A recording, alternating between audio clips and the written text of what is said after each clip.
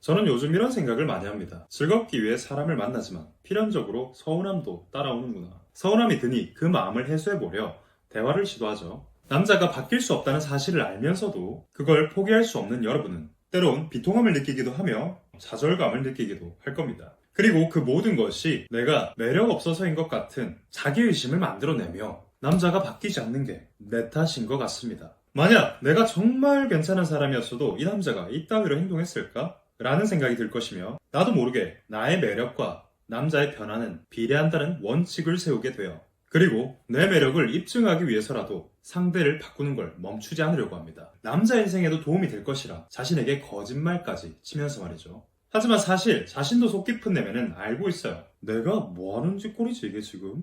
이런 여러분은 선택의 기로에 서 있을 거예요. 다른 남자를 만나거나 아니면 내가 만나는 남자와 맞춰가거나 다른 남자를 만나자니 이런 생각도 들 겁니다. 들리는 말로는 나한테 딱 맞는 사람 찾다간 그 누구하고도 연애와 결혼을 할 수 없다던데. 내가 이상한 건지 이놈이 이상한 건지 복잡하죠. 이런 패턴의 연애를 그만두고 싶은 분들을 위해서 제가 오늘 알려드릴 내용은 성숙한 연애입니다. 성숙한 연애? 뻔하디 뻔한 말만 늘어놓지 않았으면 이런 생각을 하고 있다면 제 구독자분들은 아실 거예요. 이 사람은 뻔한 말 따위 하잖아. 자, 시작해봅시다. 성숙한 연애를 위해선 먼저 자기 자신을 사랑해야 한다는 말을 많이 들어봤을 거예요. 자신을 사랑하지 않으면 다른 사람도 사랑할 수 없다. 이런 말을 안 들어본 사람은 없을 거야. 하지만 여러분들 와닿지 않죠? 왜일까? 저는 저 문장을 명쾌하게 풀어내는 사람을 여태껏 아직 본 적이 없습니다. 성숙한 연애를 위해선 왜 자기 자신을 먼저 사랑해야 될까? 내가 나를 사랑스럽다고 생각하지 않는 한 상대가 나를 사랑한다는 사실, 그 사실을 믿기 힘들기 때문이에요. 봐봐, 내가 나를 사랑하지 않는데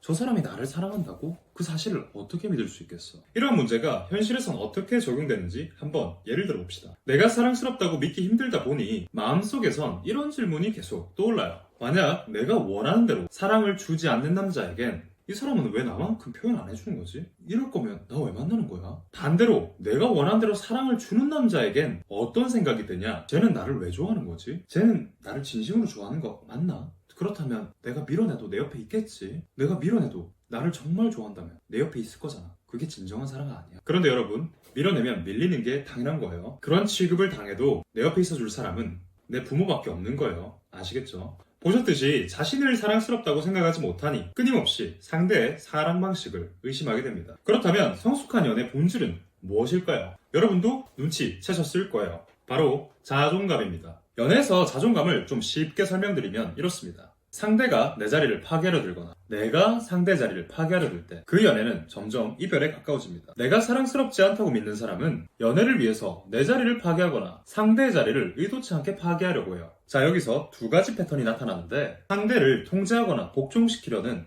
고자세 케이스 또는 상대에게 맞추려고만 하는 저자세 케이스입니다. 고자세 케이스는 야, 너 이럴 거면 헤어져. 나 왜 만나?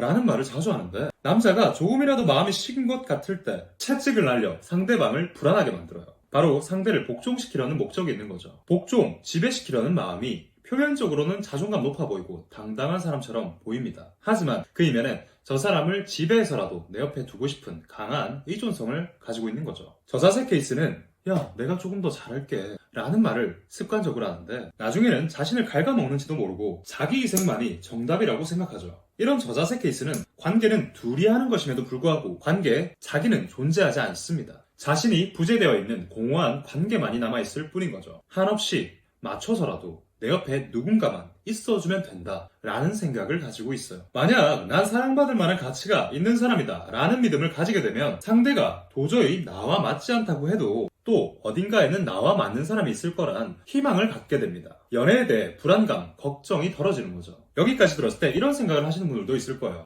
뭐야, 나는 충분히 내가 사랑받을 만한 가치가 있는 사람이라 생각하는데. 영상 길이 때문에 쉽게 확인하는 방법만 가르쳐 드릴게요. 첫 번째, 저 사람이 나를 사랑하는지 안 하는지 매 순간 나도 모르게 검열하는가. 두 번째, 자신에게 매력이 없다고 느껴질 때마다 충동적으로 PT샵에 거액을 결제한다거나 충동적으로 보톡스나 다른 시술을 알아보러 간다거나. 자존감을 높이기 위해선 외부 요인, 즉 현실을 변화시키는 것도 중요해요. 하지만 내 안의 믿음, 이 내부 요인이 바뀌지 않는 이상 아무리 이뻐져도 자신은 형편없어 보일 겁니다. 자, 그러면 이쯤에서 물어보겠습니다. 당신은 사랑받을 만한 가치가 있는 사람인가요? 세상으로부터, 타인으로부터 사랑받기 위해서 당신은 어떤 노력을 하고 있나요? 다이어트, 성형, 자기개발, 독서, 더 나은 직장을 위한 이직 준비? 이런 이유나 떠올리고 있다면 당신은 아직도 멀었습니다. 저는 오늘 여러분들에게 이 말을 해주고 싶었어요. 내가 사랑받을 만한 사람이란, 가치가 있단 이러한 믿음은 어떤 근거나 논리와는 상관이 없는 거예요. 이게 무슨 개소리지? 당신은 무엇을 달성해서, 무엇을 잘해서, 어떤 걸 가지고 있어서 사랑받을 만한 가치가 생기는 게 아니에요. 정말 단단한 자존감은 내가 지금 가진 것이 없어도 그런 믿음을 가질 수 있냐, 없냐입니다.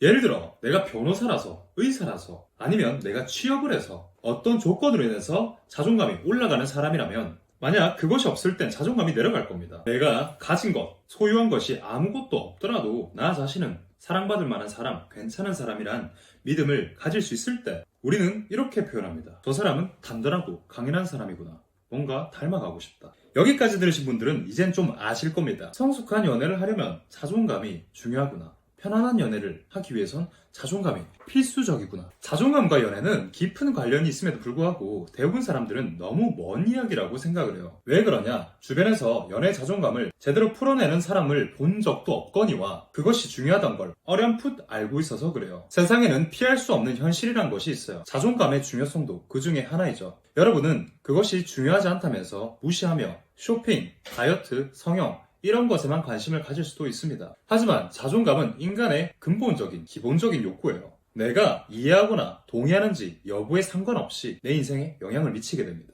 오늘 영상을 정리해보자면 나는 근거 없이, 이유 없이, 논리 없이 사랑받을 만한 사람이에요. 만약 내가 어떤 걸 소지하고 있어서, 내가 누구라서, 어떤 조건 때문에 내가 사랑받을 만한 사람이라 생각한다면, 그것이 없다면 내 자존감도 내려가게 될 겁니다. 그리고 오히려 이런 자기 믿음, 내면이 바뀔 때 진짜 내 현실에 무엇이 부족한지 제대로 인식할 수 있으며 회피가 아닌 직면으로 자기 존중감, 자기 효능감이 높아져 타인에 의한 인정이 아닌 나 자신 스스로가 나를 인정하게 됩니다. 마지막엔 홀로 설 수 있는 성숙한 연애가 완성되는 거죠. 저는 지금까지 여러분의 심리코치 데이먼이었습니다. 다음 영상에서 조금 더 좋은 연애 심리 컨텐츠로 여러분들을 찾아뵙길 약속하며 저는 다음 시간에 또 뵐게요. 설날 잘 보내요. 바이바이!